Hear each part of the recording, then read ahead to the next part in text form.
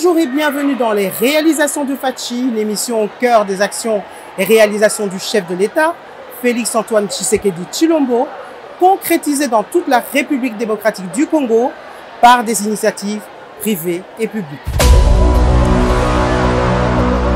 Notre édition spéciale est consacrée à la visite de compassion et de solidarité du garant de la nation, Félix Tshisekedi, accompagné de la distinguée première dame Denise Nyakeru, au stade Tata Raphaël, un des sites transformés dans l'urgence en abri de fortune pour près de 200 familles endeuillées et sinistrées, victimes d'inondations causées par les énormes pluies diluviennes qui se sont abattues sur Kinshasa ces derniers jours et ayant provoqué le débordement de la rivière Njidi.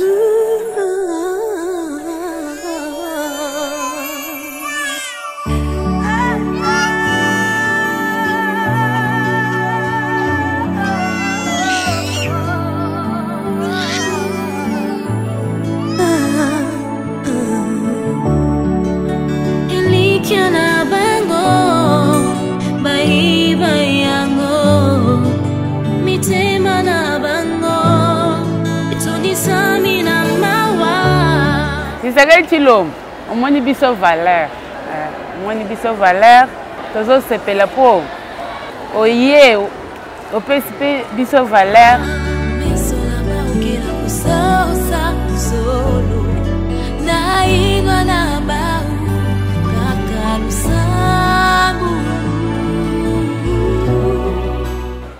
Merci de battre biso bele bakufi na yo bete biso rumela pea rumela tenga to kufa obikisi biso merci za bokonjole ki bango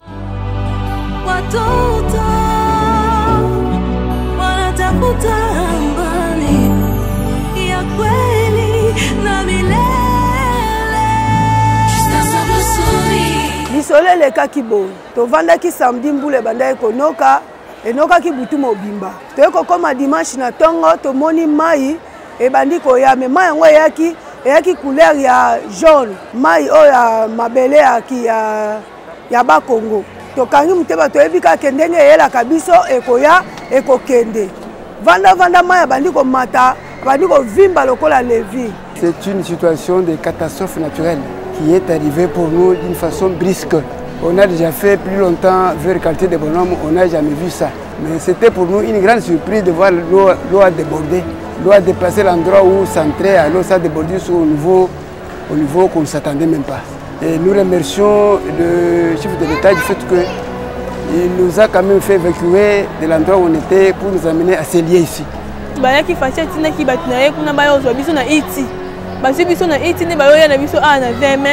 Baye na biso awa balonga na biso to comme ba 4h du matin ba comme na biso awa ba servir biso pe biloko kolia ezaki vraiment bien nazo pesa kaka mama Denise na papa na biso Fati Beton merci mingi na ofuma ba saleli biso parce que tozaki atana elikate to kende wapi. Comme tout le monde, nous avons vu les catastrophes à la suite de ces pluies et le gouvernement provincial avait lancé un appel à la solidarité. Directement le même jour, le dimanche, la distinguée Première Dame, présidente de notre fondation, nous a demandé d'intervenir, d'agir.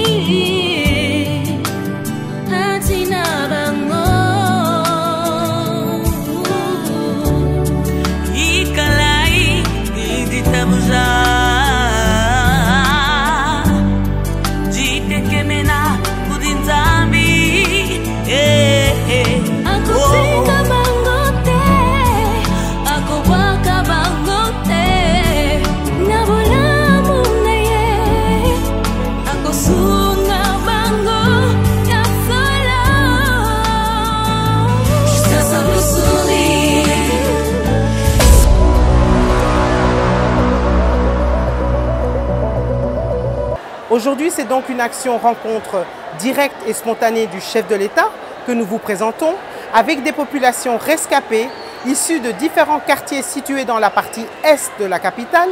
ayant pour la plupart tout perdu et vis-à-vis desquels le couple présidentiel a eu des mots forts de réconfort et de soutien.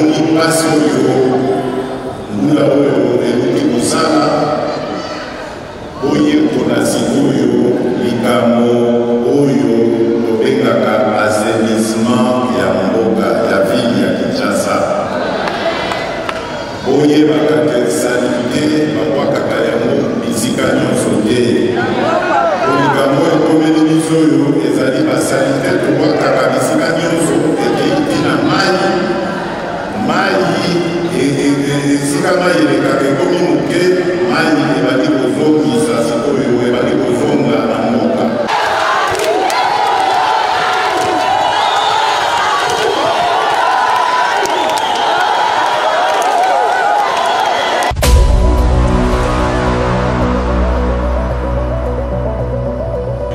Esali esengo parce que yende papa na ngai aye kotala biso ndenge makambo akosala vraiment ekosala biso esengo ndenge tobimi na pasi tozomona bisika avandisi biso donc lolo efongwama mpo na ye asalela biso vraiment makambo moko elengi biso tosepela bana basepela bato oyo toza na bango basepela te abosana biso te toza bana na ye abosana biso te toza bana na ye vraiment alongola biso na pasi oyo soki alongoli biso na pasi oyo toza na bisika ya kokende esiko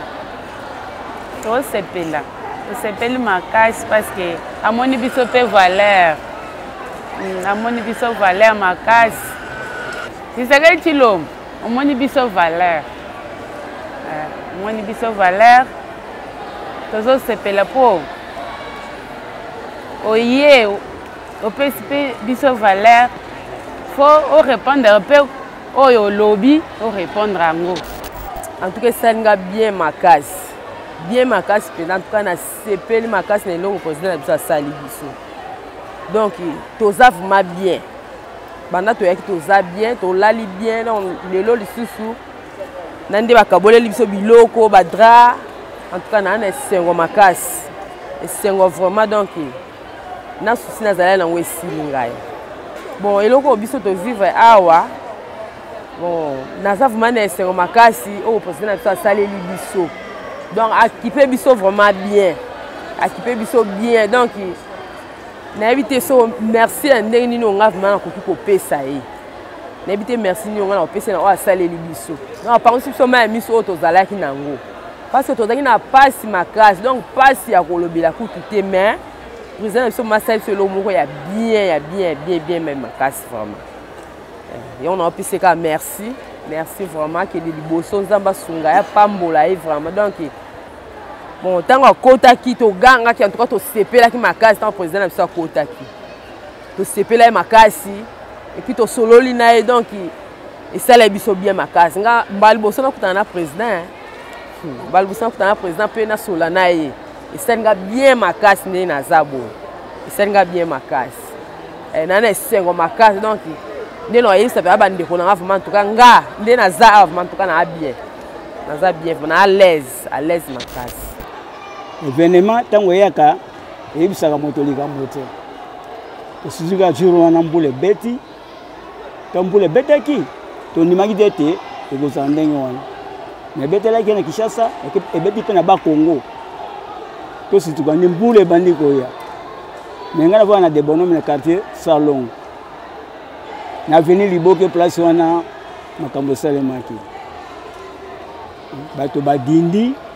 ndako ya bato ekei biloko nyonso tu ekei kaka bazwaki bakombo babino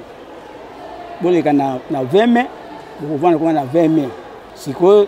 yango toyewa ntango papa yaki lobi toyambaki ye très bien bamosusu basololaki na ye omelaki mingi te papa akei yango ndeti tovandi awa tokozela kaka mot d'ordre ya suka oyo bakopesa biso na bakonzi ya mbula matala mbala liboso ngai die donne limbumbe kolongo na mwana papa Fachi Beto mais salinga esalanga nini salinga esengo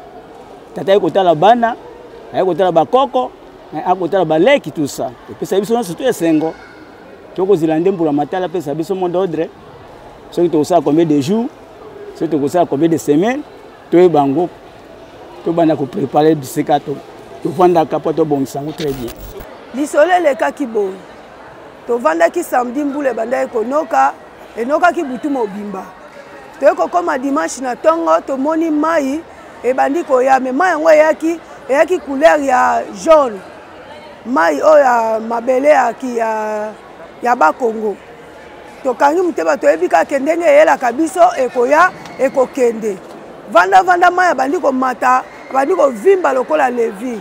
miniti moke mai ekomi na lokete miniti moke boye tozalaki souple ya kolongola kobimisa bana tobimisi bana tozwi biloko tomati na bamesa ndenge tomataka ke mai ekodimne na ntan moko mpo tozonga totala miniti bona bisika oyo mai ekomaka te mai edeborde ekomi bato badindaka te badindi biso kuna ezalaki somo mai ekomi ntina batole biloko ekei batv bilamba bana nde nazoba boye kaka banda samedi dimanche wana tilero bilamba oyo nalataki kaka yango tozosokola tozolataka bilamba oyo bourgmestre aye koluzwa moye apesi biso bafongoli ekole ya Kitomesa tokomi kuna tovandi na bana tolali butu moko butu mibale toyoki basoda baye bamama mutuka ye papa mokonzi apie mutuka bomata tokende na stade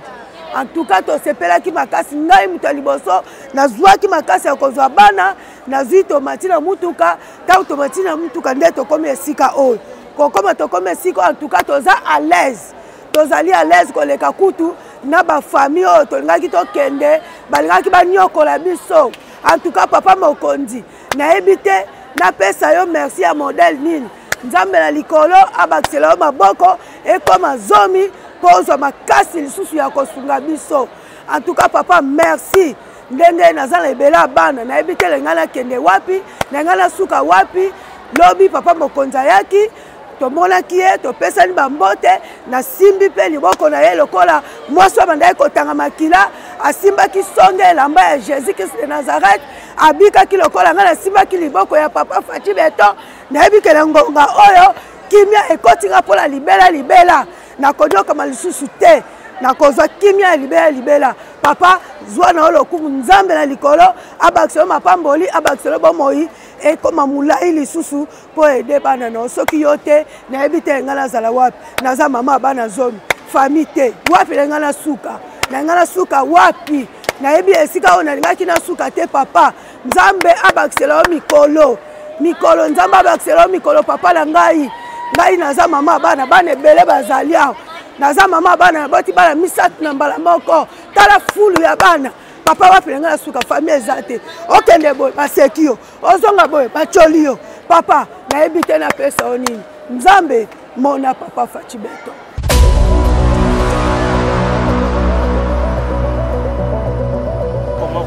C'est une situation de catastrophe naturelle qui est arrivée pour nous d'une façon brusque. On a déjà fait plus longtemps vers le quartier des bonhommes, on n'a jamais vu ça. Mais c'était pour nous une grande surprise de voir l'eau a débordé. L'eau a dépassé l'endroit où s'entrait, l'eau a débordé au niveau qu'on ne s'attendait même pas. Et nous remercions le chef de l'État du fait qu'il nous a quand même fait évacuer de l'endroit où on était pour nous amener à ces lieux ici. Que Dieu soit loué pour lui, pour nous. Et pour nous, maintenant, nous demandons à ce que nous puisse, que le gouvernement nous assiste. Parce que nous avons presque de tout, les matelas, les habits, les souliers, nous n'avons presque rien. Et si le gouvernement pouvait encore nous assister, s'il faisait un peu ça, Dieu va le bénir. Ce que nous souhaitons, c'est qu'on puisse arranger un peu la situation et voir les lieux si on peut encore rentrer encore dans ces lieux. À part ça, il n'y a pas encore à commenter. Et comme moi, par exemple, j'ai laissé encore mes petits-fils quelque part et mon épouse. On m'a pris d'une façon levée là, ici, je suis seul ici. Je suis un peu dans l'étonnement du fait que ce qu'on apprenait de Béni et de Boutembo, maintenant on les vivait aussi. Et ce n'est pas facile. Que Dieu soit loué. Que Dieu protège notre chef de l'État. Nalingi na pesa remerciement na ngai et pas maman Nyankero na papa Fati na bolamo basaleli biso na nyonso esalemeli biso nzambo aza likolo na ba archange Michael ba protéger bango ba bomba bango ba batela bango na sambela katango nyonso pona ye parce que na zwaka pe vision ka comme président lokola pas comme président pas aider ngai na remercier nzambe makasi nzambe a continuer ko protéger ko batela ye ba merci ebele papa Fati ba merci ebele na bébé na nga peso merci makasi na libota na nga mobimba ndenge protéger biso merci nazo pesa kaka mama Denise na papa na biso Fati Beton merci mingi na vraiment basaleli biso parce que tozalaki ata na elikia te tokokende wapi donc ebandeli na suki ezalaki te mais na bolamu na ye en tout cas sauver biso na esika ya passe vers 2h du matin tokomaki depuis dimanche mais tozo vivre kitoko toza vraiment très à l'aise yango wana napesi bango merci ya mingi koleka na bakoko na ngai okuta koyaki na mai ameli mai metokokoma na biso awa basungaki biso na bakisi nde tovandi merci vraiment tozonga totala toza na susi siko tozonga totala bana mosusu natikaki nayebi mpe état de santé na bango te na telefone ekendeki nga na mai donc ate eloko te nabimaki ka ndenge naza boye elamba te lipapa te na bana tozaka bongo wana pesika merci Papa Denise na bolamu asaleli biso en tout cas nzambe wana kanisela bango koleka merci vraiment nazali loko kopesa te na pesika merci Fati merci to bateli biso ebele bakufi na yo beteli biso rumela pea rumela tenga to kufa obikisi biso merci za bokonjoleki bango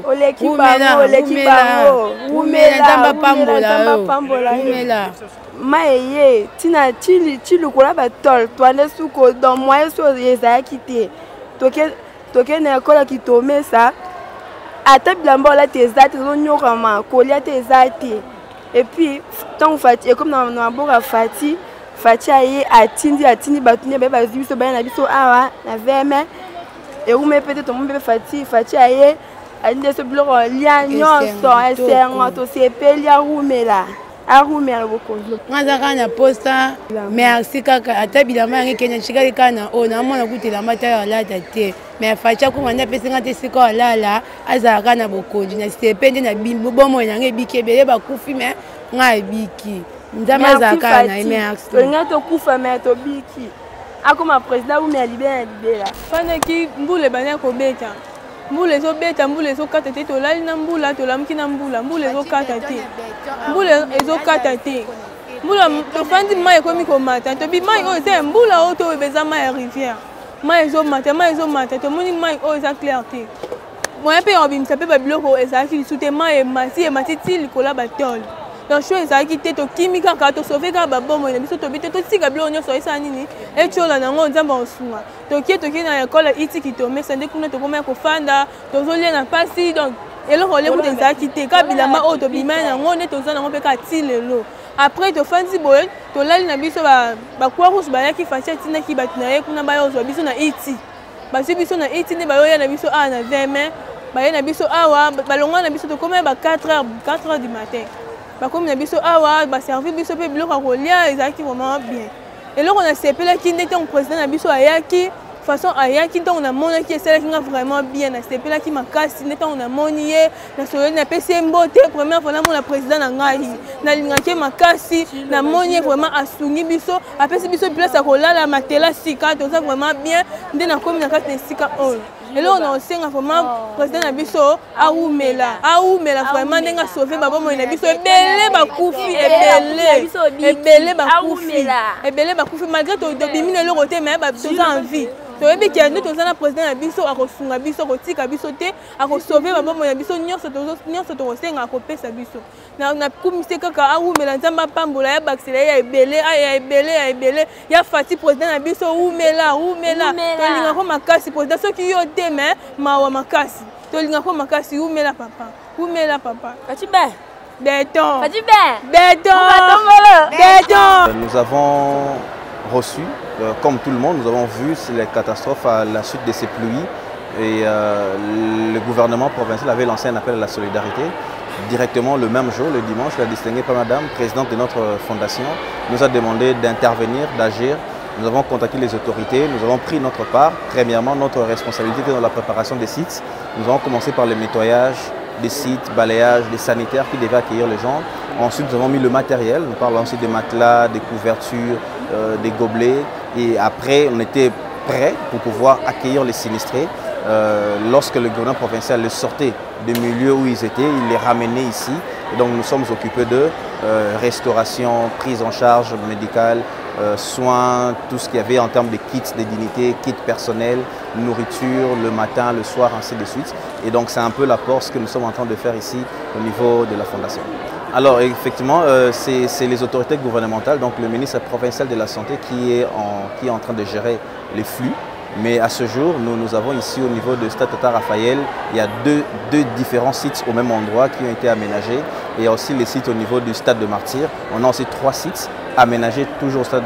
de Martyrs. Alors nous avons approximativement à ce jour, on est autour de 3000 personnes sur l'ensemble des sites. Alors je pense que les témoignages que j'ai personnellement pu recueillir après le passage du couple présidentiel, c'est que les gens se sont sentis importants. Vous voyez-vous, très souvent, si le chef de l'État doit se déplacer, on sait que c'est pour une question importante. Et ces personnes démunies, des endroits où ils habitaient, voir que le président de la République en personne se déplace pour venir le voir, ils se sont très vite vus valorisés.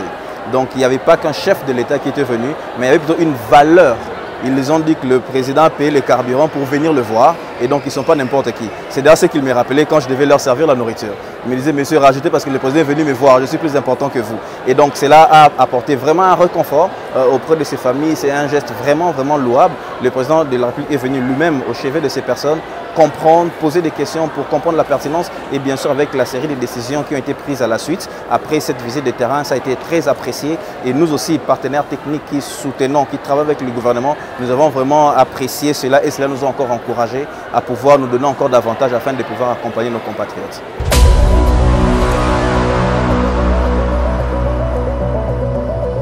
Le couple présidentiel s'est ensuite rendu au centre de santé de référence Vijana, dans la commune de Lingwala, afin de s'enquérir des meilleures conditions de prise en charge d'une vingtaine de patients sinistrés, venant en majorité du district de Tchangu, situé dans la partie orientale de Kinshasa, hospitalisés depuis dimanche dernier, pour certains dans un état critique. Le président de la République a également instruit les membres du gouvernement qui l'accompagnaient à prendre rapidement des mesures appropriées et adéquates, notamment en ce qui concerne la prise en charge totale et complète des sinistrés, ainsi que leur relogement.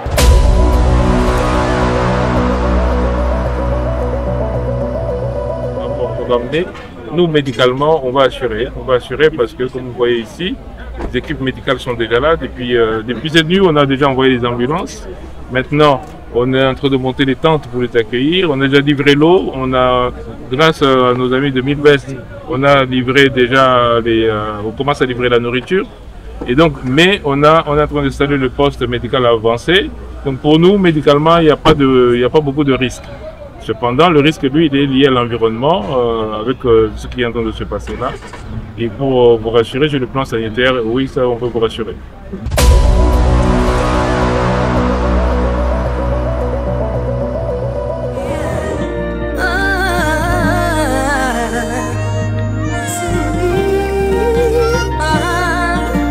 Notre émission est à présent terminée. Merci de l'avoir suivi. Merci à l'équipe technique et à très bientôt pour un autre numéro des réalisations de Fatchi.